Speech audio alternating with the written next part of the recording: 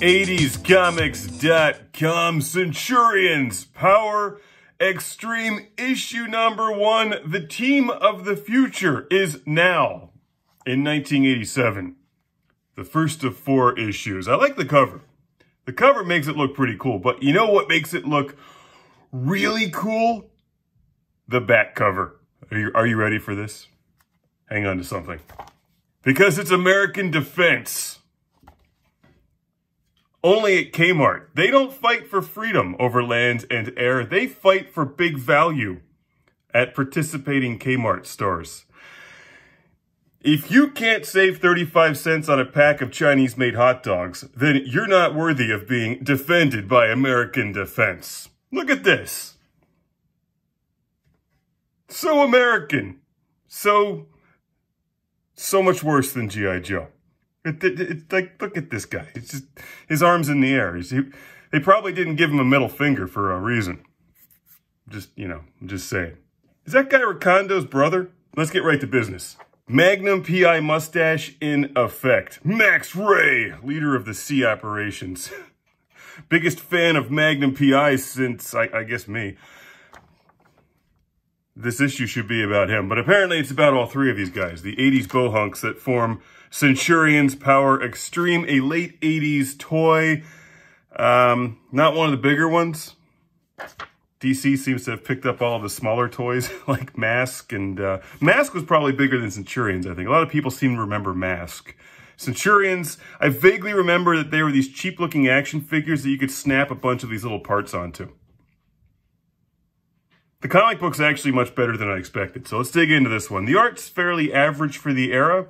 So basically these future bohunks or whatever from the 80s are trying to save the world from Doc Terror, who clearly spent like, I don't know, 5 minutes thinking of that name. And each of these future heroes from the 80s has like a superpower. One of them flies in the air, one of them's Lord of the Sea, and the other one is, I don't know, a douchebag with a mustache. Look, see those little holes? You could snap like little toy parts onto those. I remember that from the commercials. Now, each of these guys is trying to hook up with off-brand Scarlet here, who's clever, though. She tricks the one guy into kissing an ape. So I guess points to her. Doc Terror is a huge fan of James Bond, so he's threatening the entire planet with destruction. Greetings, my future slaves. I, Doc Terror, demand that you surrender to me immediately. Okay. They're going to fight him, though. He launches 3 giant warheads, and the Centurions are apparently quite powerful. They can teleport. So they're going to eat... Now, thankfully, there's 3 of them, right, to stop the 3 missiles. It's like they thought of that one for a while. So they're going to teleport. Now, my question is, if they can teleport, couldn't they just teleport inside Doc Terror and, like, blow him up from the inside or something? Just a thought for maybe future issues. Power Extreme! Do they shout that every time they transform? Power Extreme!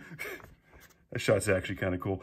I remember this one. He's like a laser or a missile that just sort of sticks into his chest. So it's like he got impaled. He got impaled in that thing, but he's too embarrassed to tell anyone, so it's just sticking there like he meant it to be there. He's probably bleeding inside of his suit. Though an average comic book, at best, Centurions PowerXtreme does make the toys look kind of cool. Like, they're goofy, but there's just something appealing about sticking a bunch of missiles onto people. And like helicopter blades and stuff. So I guess you could run out and buy these things. Are they on the shelf at Kmart next to American Defense? American Defense didn't do a good job of defending Kmart from bankruptcy. I'll just point that one out. Naturally, the Centurions kick ass, since it's their comic book after all. And I love that they shout Power Extreme. Notice it's spelled wrong. Like, I always think of X words, like extreme as being 90s, but they were ahead of their time. This is 80s, and they still shouted with an X. Power Extreme! The E is silent, even though it's not. It's just not even there. Hey, is that Scarlet? Nope, that's, I forget her name, because she's totally forgettable. And so would this book, too, also be forgettable, were it not for Max... I want to say Max Stallion. What's his name again? Max Ray. Max Ray's mustache! Look at that mustache! So they clearly had a Magnum P.I. VHS tape and hit pause. And in between the blurry, jerky lines, drew his mustache. The dog approves. Why do they have a pet ape? Is that even legal? Is that Dr. Zaius? Rick, TC, meet me at the bar for happy hour. It's Centurions issue number 1 here on 80scomics.com. Recommended for a laugh. This one won't cost you very much. It's actually not that bad. Kind of funny. The team of the future is here now on 80scomics.com.